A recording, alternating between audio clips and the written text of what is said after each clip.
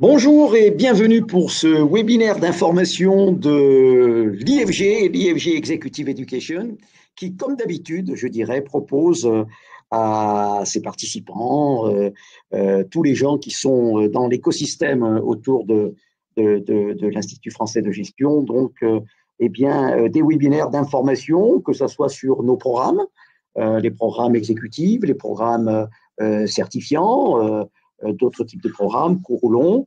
Là, aujourd'hui, on va parler de modèles économiques efficients et durables, de scénarios stratégiques de rupture, d'innovation. Voilà, c'est des choses que nous développons dans nos programmes, notamment dans nos programmes exécutifs, hein, puisqu'on fait réfléchir nos participants dans ces programmes sur effectivement des nouveaux modèles économiques, des nouveaux business models, comme on dit, hein. Effectivement, donc ils doivent réfléchir, proposer, travailler et présenter à un chef d'entreprise, notamment, une autre façon de voir le développement de son entreprise. Alors, je suis Jean Alessandri, directeur des programmes à l'IFG Executive Education. J'ai l'habitude, effectivement, d'intervenir sur ce type de webinaire et je suis accompagné aujourd'hui de Bertrand Lejeune. Bertrand, bonjour. Bonjour Jean. Alors, si vous pouvez vous présenter en quelques mots, Bertrand. Oui, bien sûr. Donc moi, j'accompagne donc en tant que pilote de projet sur le programme exécutif MBA, donc JEMBA, depuis une petite dizaine d'années, des porteurs de projets pour construire leur business plan, trouver effectivement de l'innovation, l'innovation. Et à côté de ça, j'accompagne des chefs d'entreprise sur leur stratégie de développement en termes de nouveaux modèles d'innovation de rupture pour créer plus de valeur. Euh, par les offres, mais également en termes d'efficience au sein de leur entreprise. Très bien, ben vous aurez certainement beaucoup d'exemples à citer, à proposer à nos amis qui sont venus assez nombreux aujourd'hui pour nous écouter et certainement échanger. D'ailleurs, je leur signale qu'il y a un onglet questions en bas à droite de leur écran, donc n'hésitez pas à nous poser des questions, on y répondra au fil de l'eau ou bien plutôt en fin de webinaire. Ça durera à peu près 45-50 minutes. Hein, voilà, on va échanger autour de ces modèles économiques efficients et durables, ces business models de rupture, voir un petit peu comment ça se passe dans les entreprises. Vous, Bertrand, effectivement, vous avez l'habitude aussi d'accompagner beaucoup de startups. Vous aurez donc des exemples à nous citer, hein, à nous parler un petit peu comment ça se passe, et notamment l'innovation, elle est à la base l'innovation des scénarios de rupture hein, dans les entreprises. Donc, c'est pas forcément, on le verra, de l'innovation de produits. Hein, ça peut être du service, ça peut être une innovation commerciale, une innovation financière, peu importe. L'innovation se développe et se met en place à tous les étages de l'entreprise. Alors, on va démarrer. Donc, n'oubliez pas, je le dis à nos amis internautes qui se sont connectés, de nous poser des questions s'ils le souhaitent avec l'onglet questions. Hein, donc, voilà. Et puis, on essaiera d'y répondre au fil de l'eau ou bien en fin de webinaire. Alors, des modèles économiques efficients et durables. Alors, pourquoi un petit peu cette réflexion? Parce qu'on va explorer effectivement comment les entreprises aujourd'hui commencent à adopter hein, de nouveaux modèles économiques hein, efficients. On verra, hein, efficience d'usage, efficience sociale, sociétale, environnementale, bien évidemment, mais aussi monétaire, bien sûr, il ne faut pas l'oublier, hein, ça c'est clair, mais comment elles commencent à sortir de leur business model actuel, plutôt grande masse, volumique, vers quelque chose de nouveau. Hein, ça, c'est un petit peu ce qu'on va aborder aujourd'hui ensemble, et notamment de voir que on constate, Bertrand, que dans les business models actuels, traditionnels, il y a une certaine crise. Alors, pourquoi? Parce qu'effectivement, ces modèles économiques classiques, eh bien, ils ont, on les appelle d'ailleurs business model volumique. Hein, c'est souvent le prix. Il y a peu de différenciation. Hein, il y a le prix, il y a la masse, il y a les volumes qui font la différence. Mais à part ça, la différenciation qualitative est moins présente. Donc, on constate qu'il y a, pour ces modèles économiques, une difficulté à contenir les coûts, notamment les matières premières. Il y a une inflation de salaire, la fiscalité, la réglementation, donc toujours plus de charges. Et donc, ça va impacter ces modèles économiques, bien sûr, puisque si on fait du volume, eh bien, on va avoir un peu plus d'impact. Difficulté à maintenir les prix de vente aussi, avec une concurrence souvent agressive, présente, une pression des clients, hein, les rapports de force avec les clients, comme l'on dit, est pas toujours en faveur de l'entreprise. Et les notions de low cost aussi qui interviennent sur pas mal de marchés, on le voit avec ces nouveaux business models qui débarquent sur des marchés et qui cassent un petit peu les prix, et c'est plus embêtant pour les entreprises dites traditionnelles avec des business models traditionnels. On pourra parler de l'ubérisation, hein, le modèle Uber, Bertrand, effectivement, qui s'est propagé, et on peut regarder que l'ubérisation de notre société, eh bien, elle se fait un peu partout, hein. Il y a beaucoup de structures qui se sont lancées dans ce type de business model. Des fois, des services qu'on n'arrive pas à vendre, tout simplement, pour une entreprise classique, avec un business model classique. On développe des services, toujours plus. On se dirige même des fois vers de la surqualité. En tout cas, ces services, on a du mal à les vendre, du mal à les proposer, et c'est vrai que les marges des impacts sociaux importants pour les business models actuels, hein, effectivement, le rythme infernal des salariés. Quand on parle de volume, on est vraiment là-dedans, hein, c'est clair. On parle de la démotivation, hein, bien sûr, on parlera certainement, Bertrand, de l'intelligence artificielle tout à l'heure, avec l'impact que ça peut avoir et la rupture que ça peut apporter, hein, sur nos business models. Et puis, je terminerai sur les modèles économiques classiques, sur l'aspect impact écologique, hein, avec l'empreinte carbone, des volumes importants, donc de la pollution, les non-respects des règles environnementales, etc., que l'on peut avoir. Donc, ces modèles sont assez décriés aujourd'hui, hein, assez remis en cause. C'est pour ça que les entreprises commencent à réfléchir sur des nouveaux business models, de nouvelles voies, avec des notions de service, hein, voilà, privilégier ce qu'on dit la valeur servicielle plutôt que les volumes pour une économie plus durable. On prendra, Bertrand, un certain nombre d'exemples par rapport à ça. Bertrand, vous avez des commentaires sur ces modèles économiques traditionnels, volumiques aujourd'hui? Oui, pour rebondir sur votre propos, Jean, effectivement, on est je dirais un carrefour où très clairement les organisations et les entreprises en particulier doivent se réinventer en termes de création de valeur pour leurs clients d'aujourd'hui et de demain. Et très clairement, on voit bien que les clients, que ce soit sur du B2C, a fortiori sur du B2C, privilégient de plus en plus, je dirais, les créations de valeur à l'usage, avec des services intégrés, plutôt que j'achète un équipement et puis ensuite je prends un contrat de maintenance, etc. Donc on voit bien qu'aujourd'hui la perception de création de valeur chez les clients et les clients de vos clients est absolument essentielle, et cette perception, il faut qu'elle soit impactante très très vite. Et pour être impactant, il faut bien connaître effectivement les enjeux, les enjeux, les attentes. C'est vraiment quelque chose qu'on pratique dans la méthode Gemba. On se recentre effectivement sur ce qu'on appelle les facteurs clés de succès. Donc c'est vraiment je dirais la pierre angulaire des nouveaux modèles effectivement de business qui émergent là depuis quelques années maintenant et qui s'accélèrent très clairement. Oui, on verra comment les entreprises commencent à passer des modèles économiques volumiques aujourd'hui, hein. Si on prend un exemple des fabricants de pneus, par exemple, effectivement, je fabrique de plus en plus de pneus, j'essaie d'en vendre plus de volume, etc.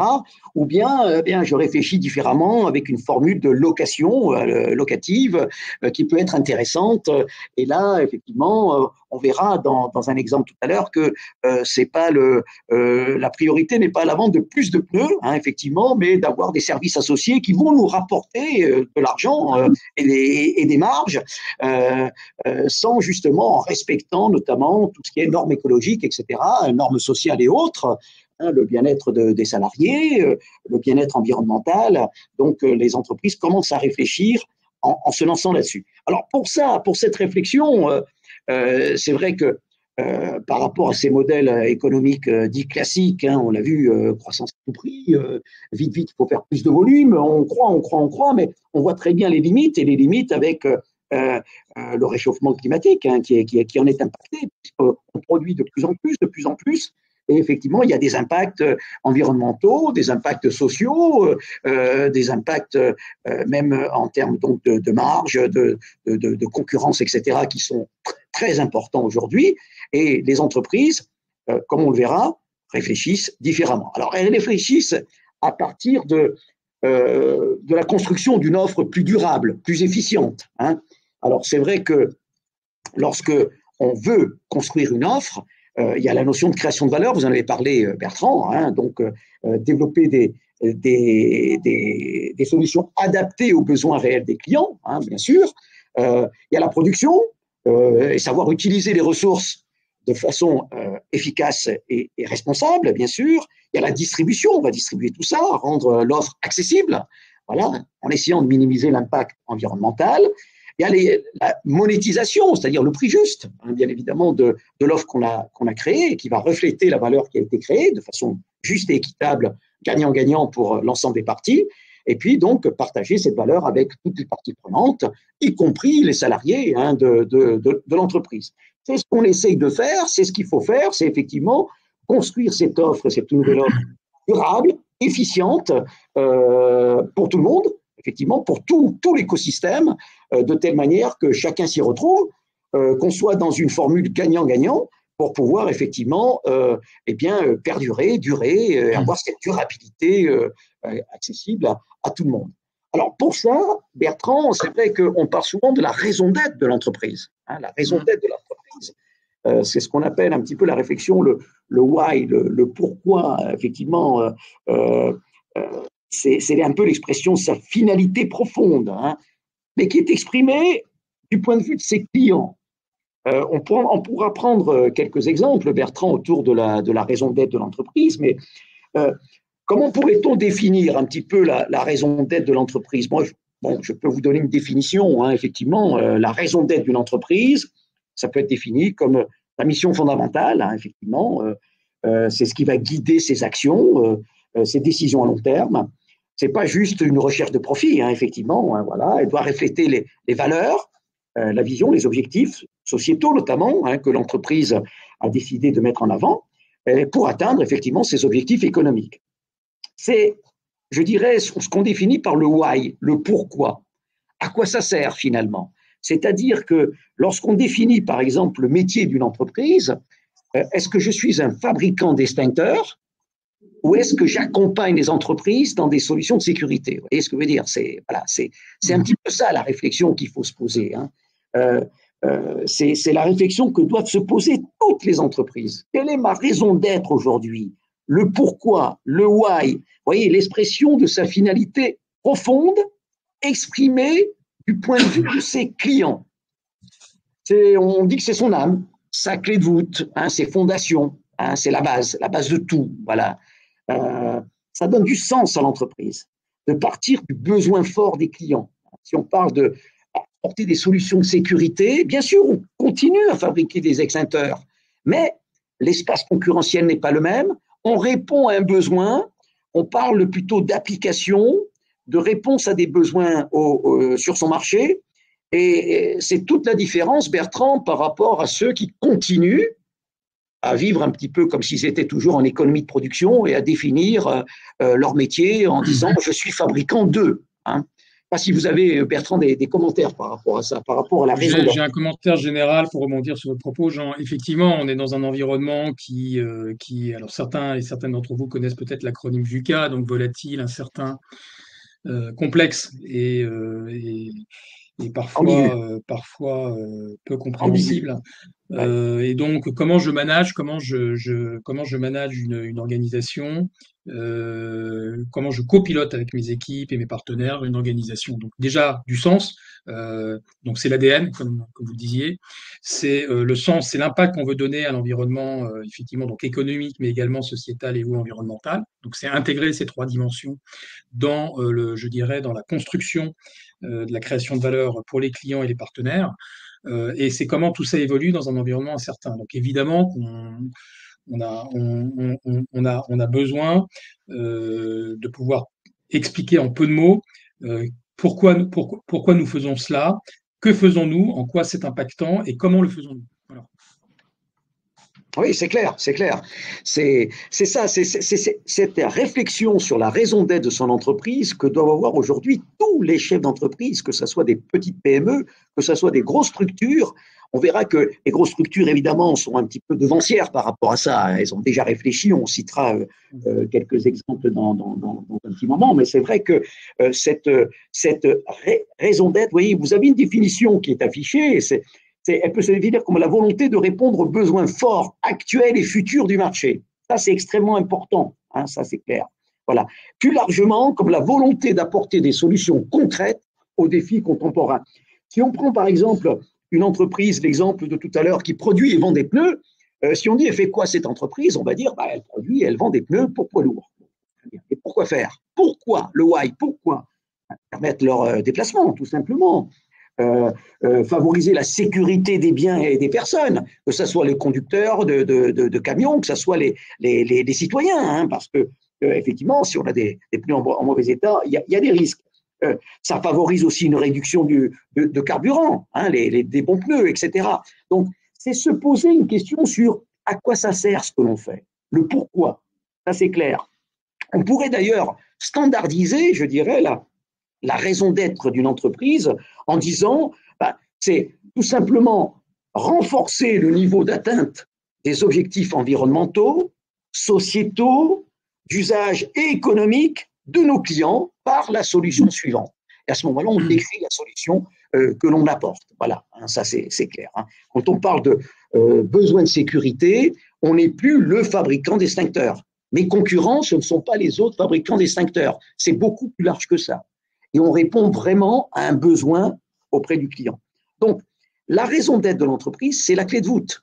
C'est le point de départ pour redéfinir son business model, le rendre beaucoup plus efficient, beaucoup plus durable. C'est ça qui est important de noter là-dessus. Hein. Ça, c'est clair. Alors, pour définir la raison d'être d'une entreprise, on peut s'arrêter quelques instants, Bertrand, hein, une fois qu'on a donné la définition, quelles sont les étapes? Alors, les étapes, c'est certainement regarder un petit peu la mission fondamentale de l'entreprise. Qu'est-ce que l'entreprise cherche à accomplir, finalement, hein? Pourquoi existe-t-elle? C'est une question fondamentale. Pourquoi je fais ça, quoi? Pourquoi on existe?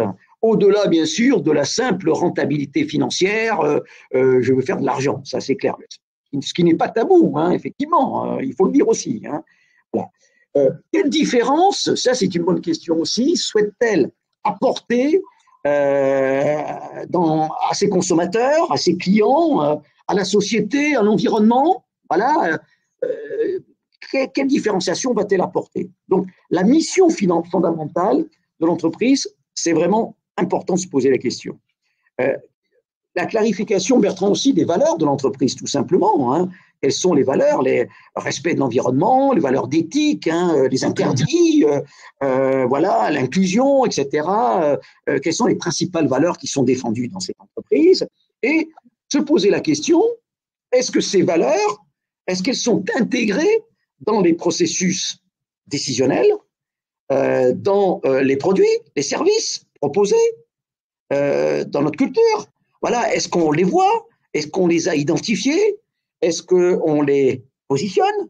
C'est toutes ces questions, parce que moi, je vois beaucoup d'entreprises qui réfléchissent sur leurs valeurs, mais qui ne font plus le lien avec leur quotidien. Or, il faut toujours les afficher et se rappeler que ces valeurs sont bien définies. En général, il faut les définir tous ensemble, hein, tout simplement. Hein, ça se fait avec un brainstorming, etc. Et puis ensuite, effectivement, essayer de les appliquer hein, dans ses décisions, dans son offre, dans ses services, etc. Troisième point, c'est analyser, vous l'avez dit Bertrand, les besoins des parties prenantes, hein, effectivement. Quelles sont les attentes des clients? Mais pour les clients, on peut se poser la question aussi sur les collaborateurs, sur les partenaires, par les actionnaires, etc. Donc, tout l'écosystème qui est autour de nous, se poser la question, quelles sont leurs attentes? Comment on y répond?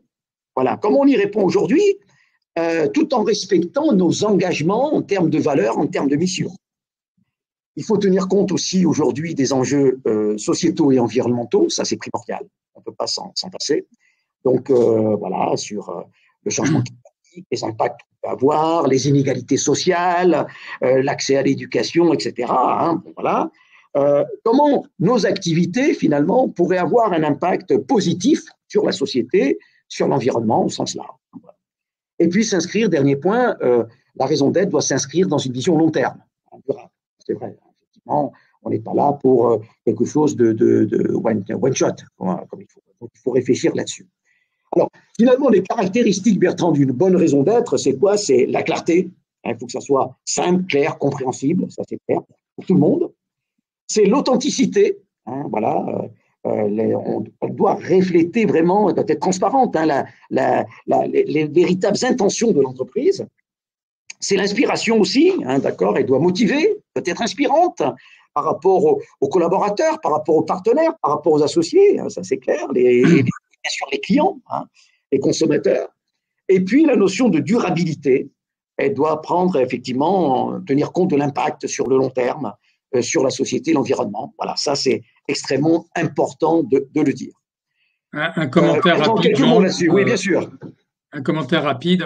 Une entreprise dans le domaine du service, donc assurance prévoyance, donc tous les mots-clés que vous venez de mentionner, Jean, sont au cœur de la stratégie et de sa mise en place par un assureur qui s'appelle Alan, A-L-A-N, qui est un assureur pur digital et qui en fait a co-conçu avec son équipe dès le départ, donc une quinzaine de personnes, des talents plus ou moins expérimentés, toute cette feuille de route qui est tout à fait conforme à la raison d'être que vous venez de présenter. Voilà. Donc on retrouve effectivement tous ces éléments au cœur de la stratégie et du plan de mise en œuvre. C'est une entreprise qui a levé 100 millions d'euros et qui est une success story à la française.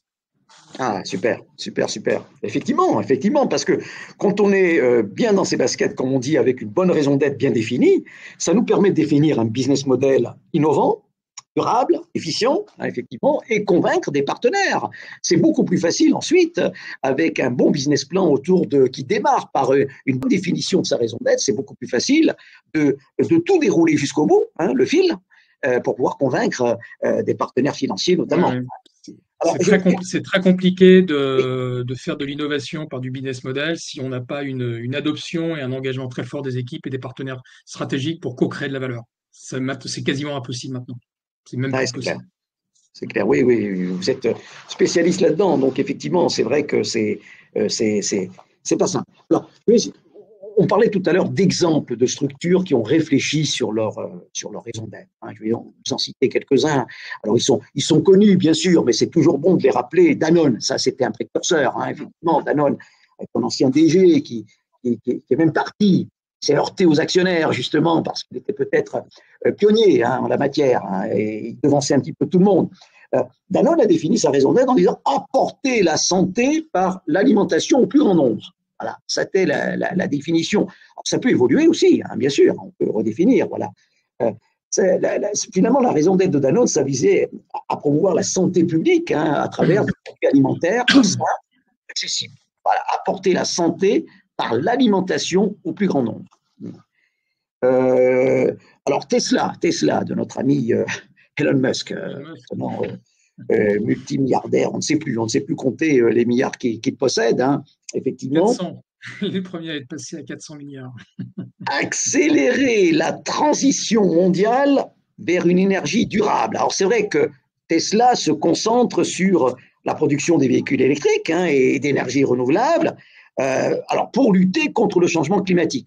Évidemment, il y a aussi une visée avec son business model de véhicules autonomes, il faut être clair derrière tout ça. Il faut toujours être prudent. Mais voilà la raison d'être, accélérer la transition mondiale vers une énergie durable. Voilà un petit peu la définition qu'ils ont donnée. Alors c'est assez large, parce que quand on définit, Bertrand, une raison d'être assez large aussi, ça veut dire que son espace concurrentiel, il devient beaucoup plus important. On est bien d'accord.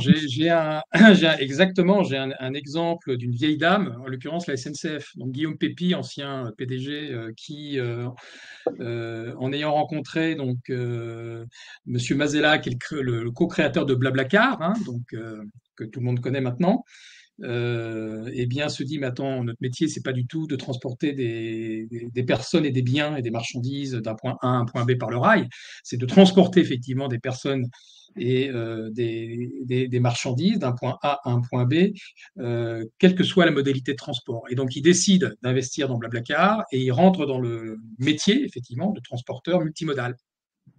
Voilà. Et donc, il y a des exemples comme ça, on en vit tous les jours. que ce soit Oui, des très très absolument, grosses absolument. entreprises historiques Ah non, mais ou c'est a fortiori c'est des startups. passionnant de réfléchir sur la définition de la raison d'être de son entreprise. Moi, j'invite tous ceux qui nous écoutent, d'ailleurs, dans leur entreprise, à réfléchir là-dessus. Quel est mon métier finalement, hein? Je prenais l'exemple du fabricant d'extincteurs, je peux prendre l'exemple du fabricant d'échafaudage. Hein? Est-ce que je suis un fabricant d'échafaudage ou est-ce que j'apporte à mes clients des solutions de travail en hauteur, par exemple, hein, Je- effectivement, et on se concentre J'aurai un plus sur exemple dans la les slide, les deux métiers en slides hauteur après, qu'autre chose. sur le sujet, vraiment. Oui, tout à fait, tout à fait. Alors, IKEA, par exemple, IKEA crée un meilleur quotidien pour le plus grand nombre. Alors, c'est vrai qu'IKEA s'engage finalement à proposer des produits abordables, hein, tout en promouvant la durabilité et l'accessibilité. Voilà, donc créer un meilleur quotidien pour le plus grand nombre. Ce sont pas que des slogans. Alors, on peut m'opposer ça. Vous savez, Bertrand, on peut vous dire, oui, mais ça, c'est du marketing, c'est de la cosmétique, c'est un slogan. Alors, oui, on peut s'en servir comme slogan, bien évidemment, hein, ça c'est clair. Mais au-delà de ça, c'est effectivement quelque chose qui apporte une réflexion beaucoup plus profonde, hein, quand elle est bien pensée. L'Oréal, très connu, L'Oréal, c'est offrir à chacun et à chacune dans le monde, hein, monde entier, cette vision mondiale, hein, l'accès à la beauté. Voilà, l'accès à la beauté.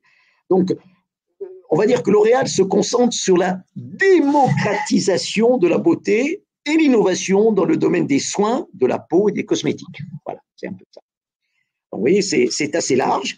Euh, on peut prendre aussi Airbus, par exemple, un pionnier de l'aérospatiale pour un avenir plus durable. Voilà. Et c'est vrai qu'Airbus se concentre sur l'innovation dans l'aéronautique, hein, en réduisant son empreinte environnementale, hein, bien sûr, hein, ça c'est clair. Hein. BNP Paribas, une banque, tenez, construire ensemble avec nos clients une économie plus durable. Voilà. Alors c'est vrai que BNP Paribas cherche à accompagner la transition énergétique et à soutenir un grand nombre de projets durables. Hein, il faut savoir. Hein, ça fait. Et puis je terminerai par un autre exemple qui peut toucher tout le monde, c'est Decathlon. Hein. Decathlon, on est tous allés chez Decathlon, une paire de chaussures ou un maillot.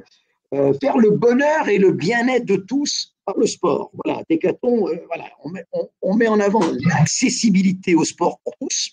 Voilà, tout le monde doit pouvoir y accéder, y compris à des sports un petit peu originaux, un petit peu particuliers, mais on peut y accéder, voilà, avec des produits à la fois abordables et respectueux de l'environnement. Voilà un petit peu le travail qui est fait par ces entreprises. Donc, elles définissent vraiment leur raison d'être en fonction de leurs valeurs, de leurs engagements sociétaux et environnementaux. Aujourd'hui, c'est ça. C'est pas du militantisme, il faut être clair.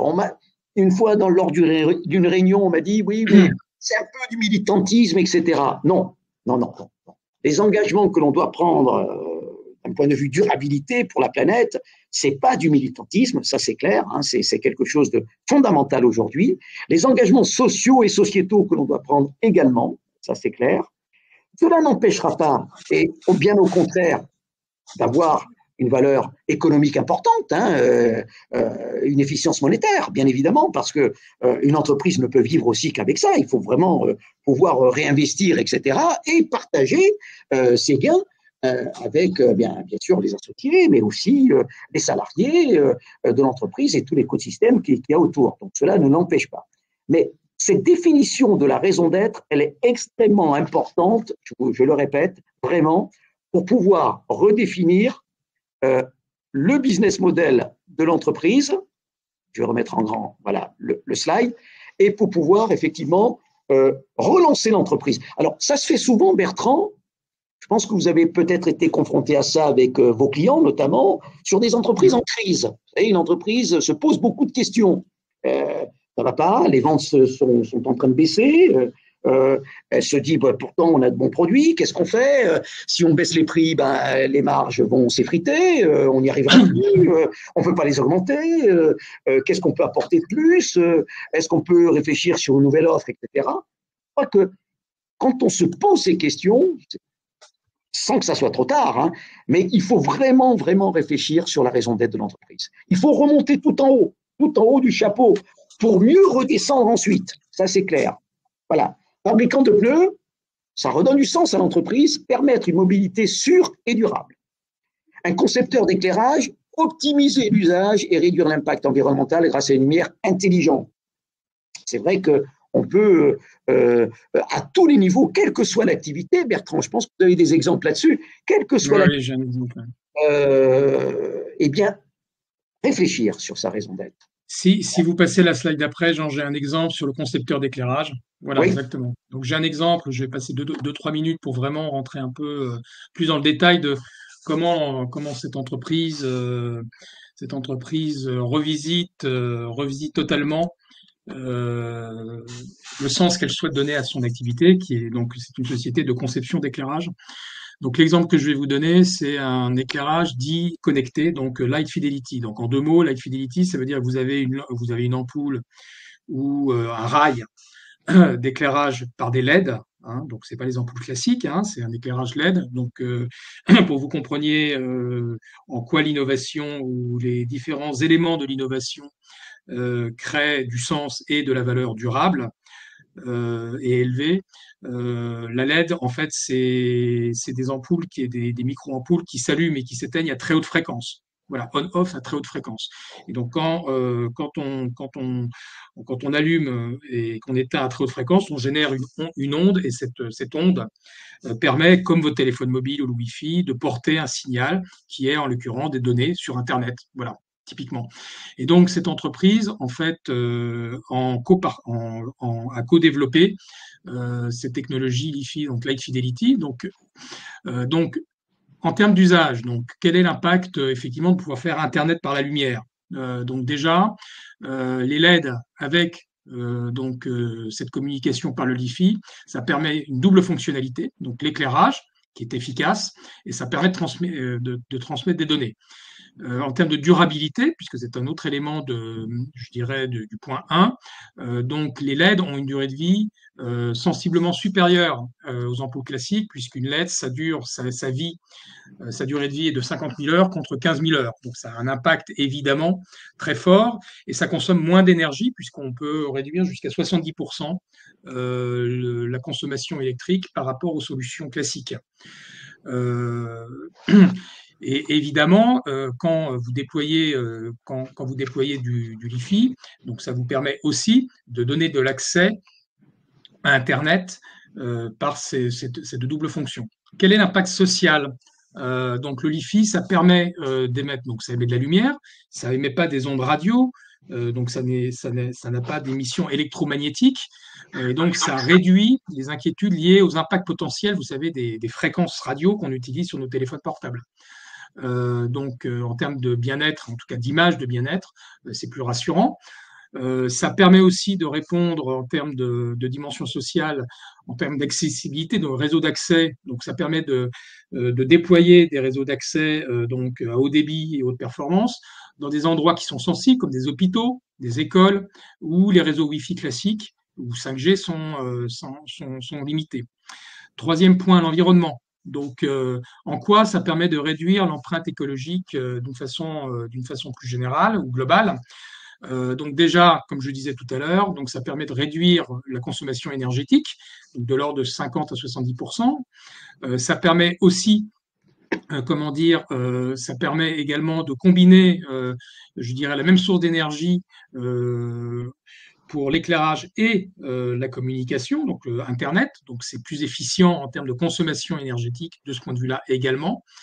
Donc, ça a un double impact effectivement sur la planète en termes d'environnement. Et puis, le taux de recyclabilité, il faut regarder LED par LED ou technologie par technologie, mais c'est de l'ordre de 75 à 85%. Donc, ça n'a pas d'impact négatif par rapport aux autres systèmes d'éclairage classiques.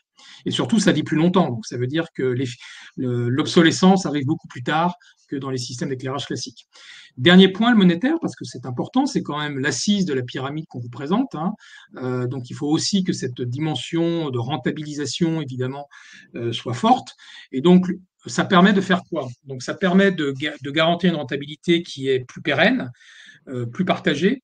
En effet, l'efficacité économique est également liée à la faible consommation énergétique. Ça permet de réduire des coûts d'exploitation à long terme. Ça permet aussi de créer de nouveaux services. Donc, on va en parler après sur l'intégration servicielle, effectivement, partant des besoins, je dirais, des utilisateurs et des clients. Donc le LIFI, ça permet de créer de nouveaux services autour de la transmission de données et donc de générer des revenus supplémentaires. Et cela permet aussi de rentrer dans des modèles de revenus, donc qui est une composante du modèle économique ou du business model, puisqu'on va pouvoir, par exemple, entre un concepteur je dirais, d'éclairage LiFi, le concepteur de la partie électronique qui permet donc cette communication par le LiFi, donc qui s'adosse à un éclairagiste, mais également les installateurs et les mainteneurs, on va pouvoir, par exemple, créer des modèles d'affaires où on va partager la réduction de coûts énergétiques. Donc, on va réduire la facture énergétique, et donc cette valeur peut être partagée avec le client, mais aussi ses acteurs de la chaîne de valeur. Et donc, ça veut dire, donc j'ai un exemple, je vais m'arrêter là, de concession sur 10 ans. Donc, on rentre dans un modèle d'affaires sous forme de concession, où vous avez des installateurs en énergie, je dirais, pardon, en éclairage intelligent LiFi, qui équipent comment dire, des hypermarchés, donc qui déploient sur des concessions de 10 à 15 ans, un peu dans le modèle JC Deco, et qui en fait pratiquent un modèle d'affaires où ils conçoivent, déploient, maintiennent aux conditions opérationnelles évolutives pendant 10 à 15 ans le réseau donc d'éclairage intelligent et connecté, simplement sur la proportion d'économie d'énergie qu'ils vont capter sur l'économie de facture que font leurs clients grâce à cette technologie. Voilà, donc voilà un exemple d'innovation intégrée, pas que technologique, mais également d'usage, avec des impacts environnementaux, sociétaux et des modèles de revenus innovants en co-création de valeur avec les différents, je dirais, participants de la chaîne de valeur. Oui, absolument. Voilà un exemple très, très intéressant, effectivement. Et pour revenir sur ce que vous disiez, donc effectivement, ce qu'il faut dire, c'est que un modèle économique doit être efficient, ça c'est clair. Donc on parle d'efficience des modèles économiques. Donc les nouveaux modèles économiques doivent parler d'efficience. Alors qu'est-ce que c'est que l'efficience? C'est cette capacité à atteindre un résultat donné avec les justes moyens, ça c'est clair. C'est la qualité avec laquelle ce résultat est atteint. C'est pas, voilà, c'est à la différence de l'efficacité, on parle d'efficience. Donc un modèle économique doit être économiquement efficient. Et pour ça, vous le voyez sur le schéma, il y a 4 efficiences autour de ça. Alors, il y a une efficience d'usage. Donc, il faut qu'il atteigne ces 4 efficiences-là. Efficience d'usage, c'est-à-dire en termes de qualité d'offre. Ça, c'est clair. La gestion des synergies, mutualisation. Donc, il va falloir travailler tout ça dans le modèle économique.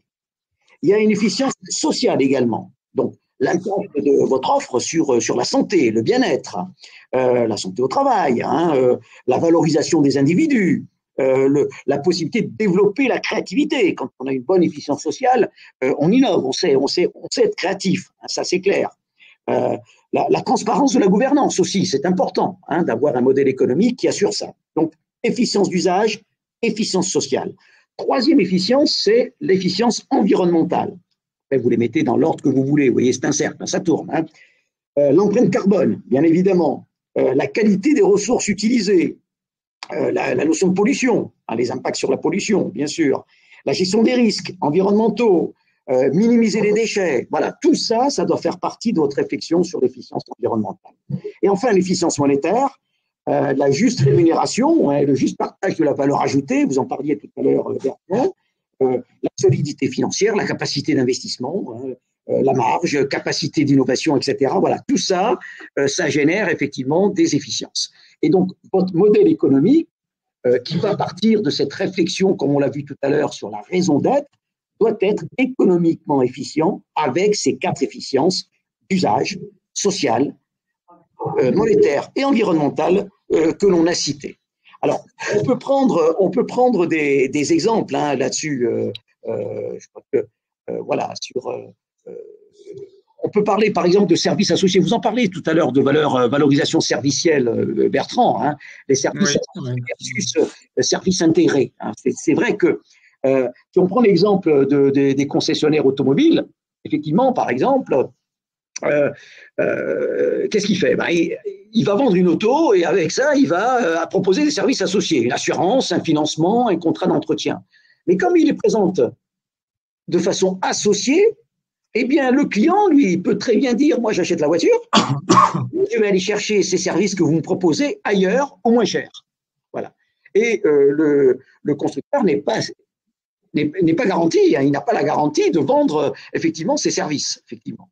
Alors que s'il pouvait les intégrer, c'est plus pareil. Et c'est ce qui s'est passé. C'est un exemple un petit peu ancien, mais qui illustre bien nos propos, Bertrand. C'est effectivement de proposer des voitures avec une LOA, avec une voilà, location longue durée, option d'achat, avec assurance, financement, entretien. Voilà. C'est-à-dire on intègre les services dans la location, donc dans finalement la mise à disposition de l'automobile, puisque l'automobile va passer chez les clients, mais avec ses services de façon intégrée.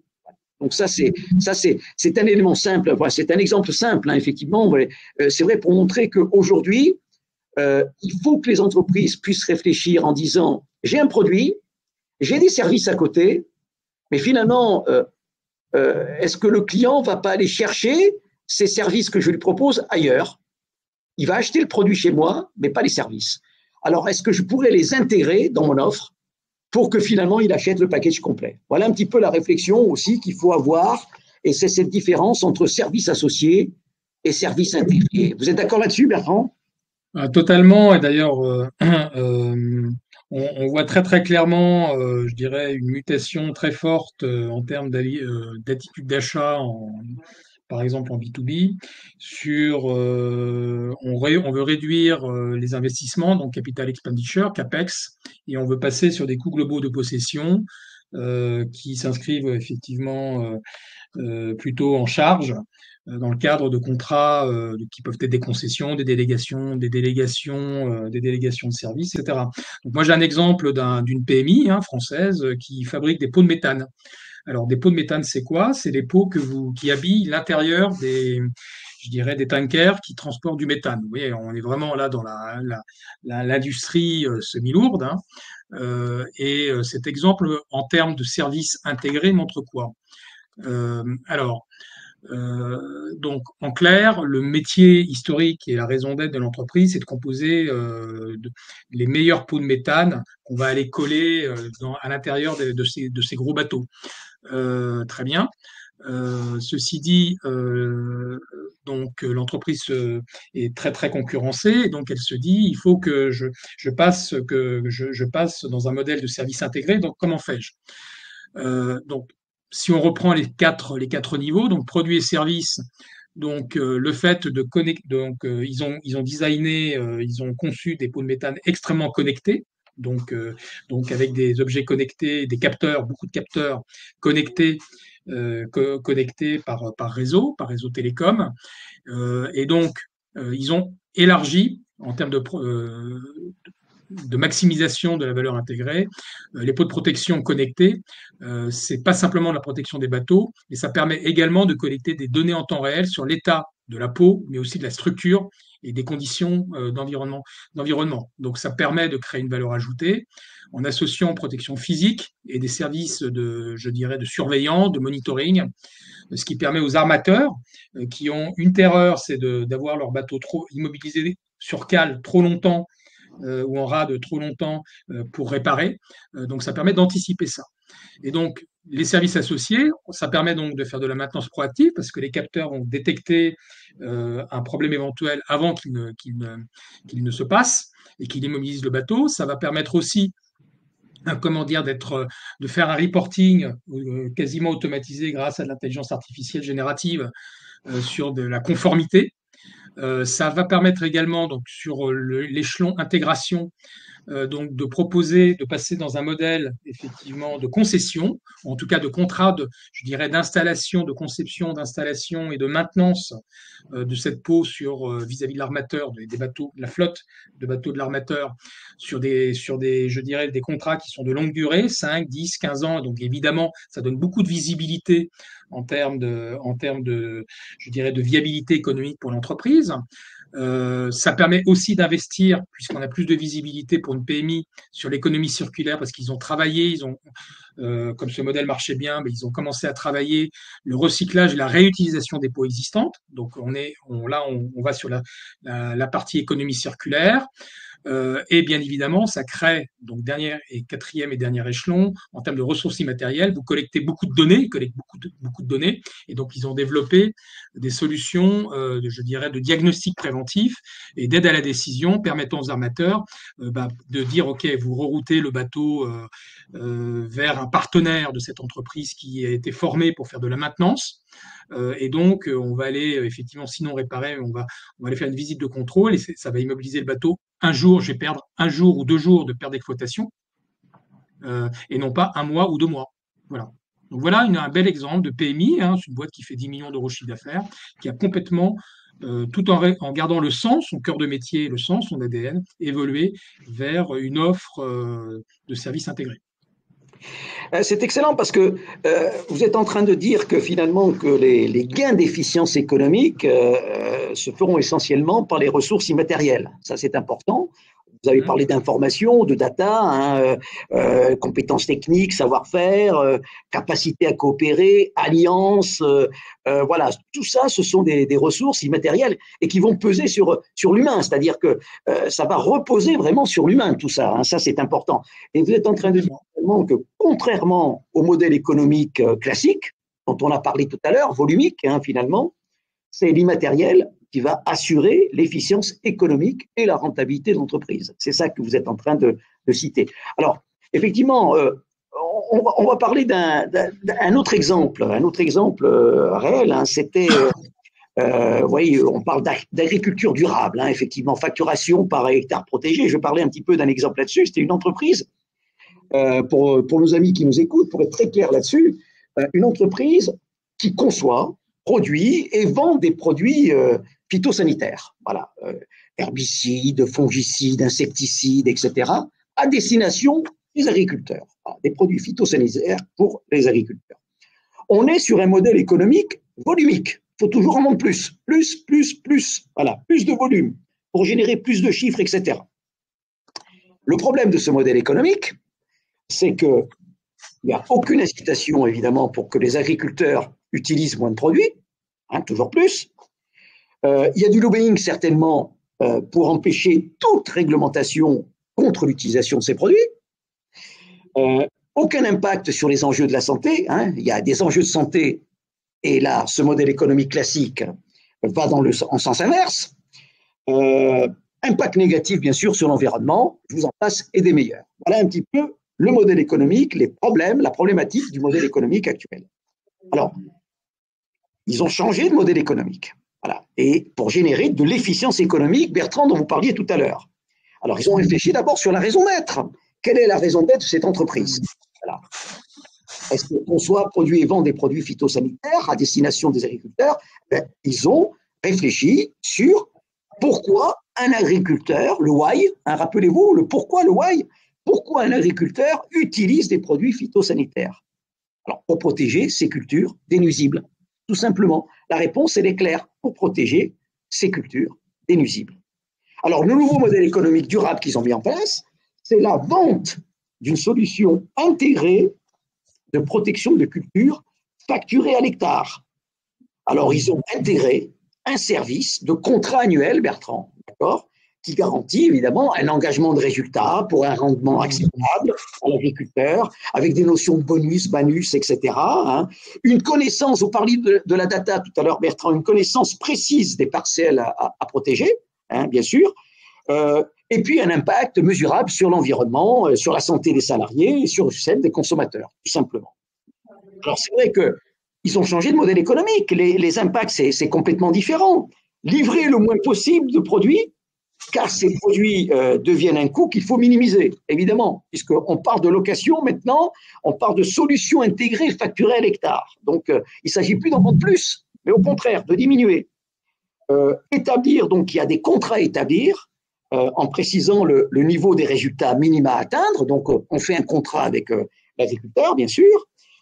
Besoin de développer une parfaite connaissance, vous parliez de data, des parcelles à protéger, connaître les parcelles, avec le climat, les pratiques de l'agriculteur, donc on va récupérer de la data. Besoin d'investir en recherche et développement, innovation, hein, bien sûr, pour trouver des solutions moins gourmandes en produits, des solutions de substitution moins coûteuses, Par exemple, introduire des insectes prédateurs pour les nuisibles actuels. Pourquoi pas, ça se fait. Besoin de faire des partenariats pour réaliser ces investissements, bien sûr. Et finalement, le facteur clé de succès, vous en parliez tout à l'heure, Bertrand, de l'offre, ça repose donc sur de nouvelles ressources immatérielles à maîtriser. Développement des connaissances, data, qualité des coopérations, etc. On change complètement de business model.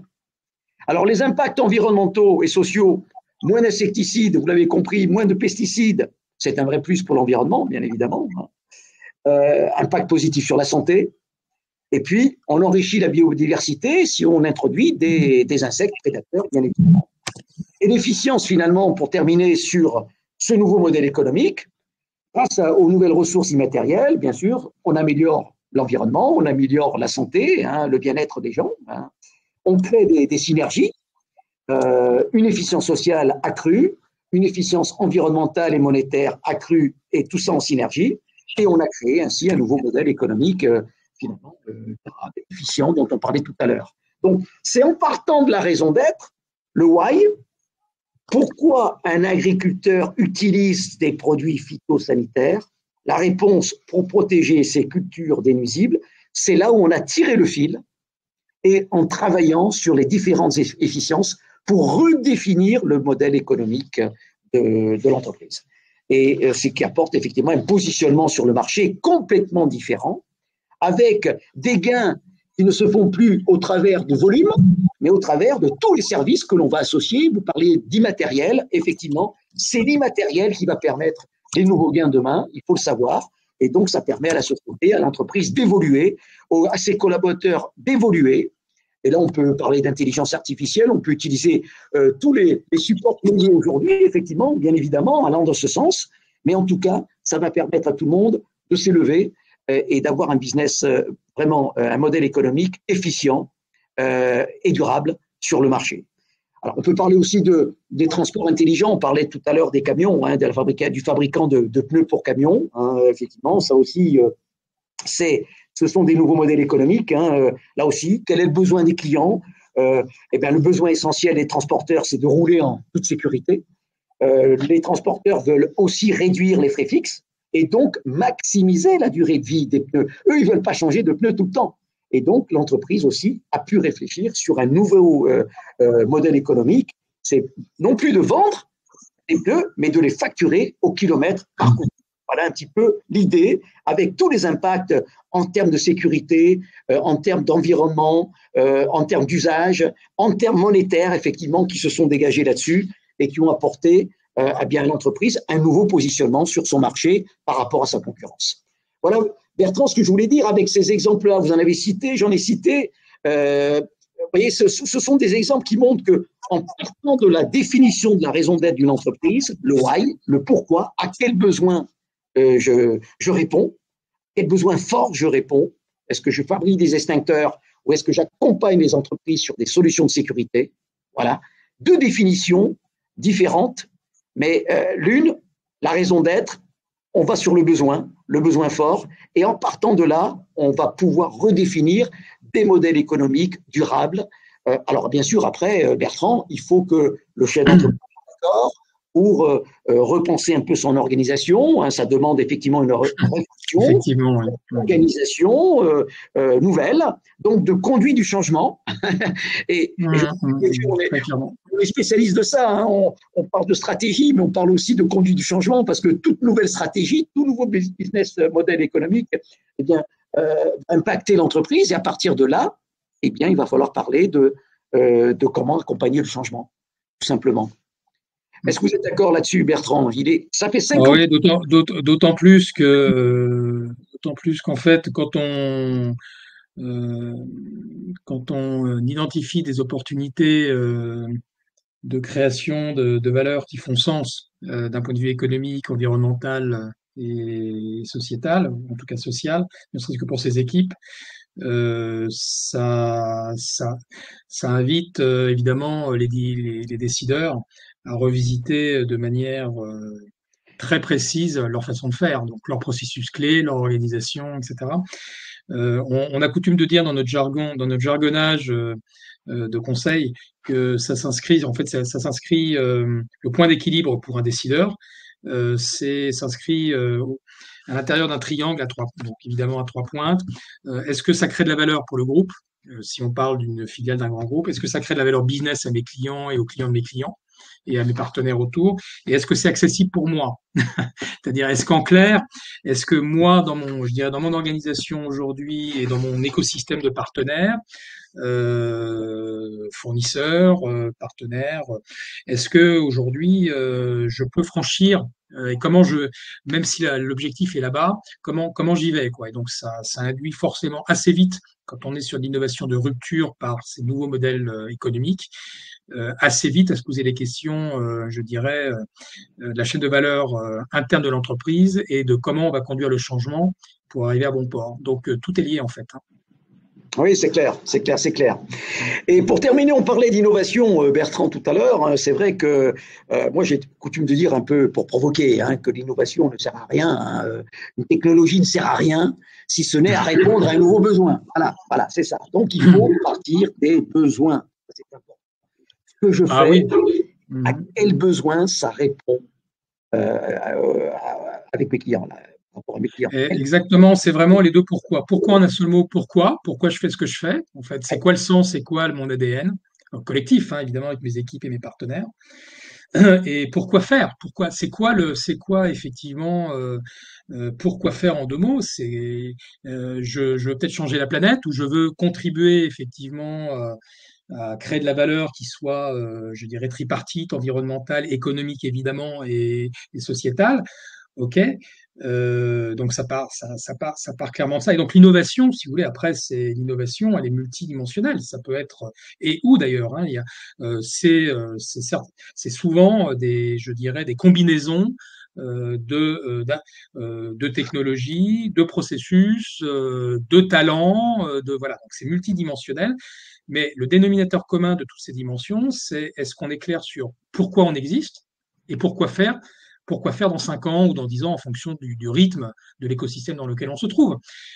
Et donc, pour faire court, mais très clairement, quand Elon Musk décide de rentrer, je dirais, dans le secteur automobile, les barrières d'entrée et de sortie sont extrêmement élevées, mais il est très clair sur ces deux pourquoi. Et puis, bien sûr, derrière, il a quelques centaines de millions d'euros, quelques milliards pour exécuter son plan. Mais si on n'est pas clair sur pourquoi en un mot et pourquoi en deux mots, ça devient tout de suite compliqué oui, on peut faire de l'innovation technologique, mais est-ce que ça sert à grand-chose si elle n'est pas combinée avec de la conduite du changement avec les talents, une compréhension très fine des besoins des clients d'aujourd'hui et de demain, etc. Non, tout ça fait pas Oui, sens. avec un modèle économique efficient et durable, dont on a parlé Exactement. tout à l'heure, hein, avec de l'efficience sociale, environnementale, d'usage, monétaire. Voilà ce qu'il faut respecter, hein, dans les nouveaux modèles économiques, hein. Ça, c'est extrêmement important. On l'a dit et redit, en partant du why, du pourquoi je fais, ça sert à quoi, à quel besoin ça répond, voilà, par rapport à mes clients. C'est comme ça qu'on va bâtir effectivement ces nouveaux modèles économiques, hein. C'est ce qu'ont fait certains des grands noms comme Amazon par exemple, hein, si on cite Amazon qui a surfé un petit peu sur l'essor de l'internet, hein, effectivement, et qui a changé radicalement, hein, l'industrie du commerce de détail, hein, avec le e-commerce, la logistique intégrée, et il a perturbé d'ailleurs tous les détaillants traditionnels, hein, il faut être clair, hein, ça c'est l'économie collaborative avec Airbnb, Uber et compagnie, hein, l'ubérisation, hein, voilà, avec toutes ces plateformes numériques, hein, qui ont effectivement révolutionné le secteur de l'hôtellerie et du transport, hein, bien évidemment. Vous parliez de Blablacar, des choses comme ça. Donc voilà, il y a des technologies qui apparaissent, mais elles apparaissent pas pour rien. C'est-à-dire que certains sentent effectivement qu'il y a des besoins qui sont peut-être pas visibles aujourd'hui, ils le seront demain. Et ils s'y préparent. Et pour ça, ils innovent. Voilà. Ils anticipent. Et quand ils anticipent, effectivement, si ça correspond à un besoin de plus en plus fort, eh bien, c'est eux qui ont eu raison avant les autres, tout simplement. Et à partir de là, ils peuvent effectivement, en donnant du sens, Bertrand, comme vous le disiez très justement à l'instant, réfléchir sur le business model qui va permettre effectivement à cette innovation de perdurer, hein, tout simplement. Voilà. Exactement. Très, très, très brièvement sur l'intelligence artificielle, puisque c'est un petit peu un de mes domaines. Oui, Aujourd'hui, on utilise tous ChatGPT, Copilot, etc.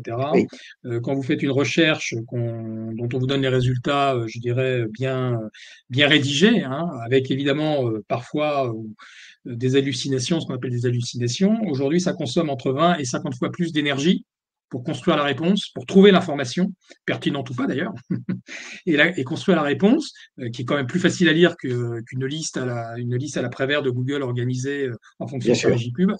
Mais aujourd'hui, l'impact environnemental est épouvantable. tout à Et fait. donc, il y a donc aujourd'hui, on est sur de l'intelligence artificielle dite frugale, qui est en développement, mais on ne peut pas continuer à disséminer de l'intelligence artificielle telle qu'elle est pratiquée aujourd'hui par le plus grand nombre. Et aujourd'hui, l'intelligence artificielle telle qu'on la vit, vous et moi, avec ces IA génératives, aujourd'hui, ce n'est pas une rupture technologique. C'est une rupture d'usage, euh, gratuite ou pas chère, mais ça coûte très cher à la planète. Et donc, ce n'est pas soutenable.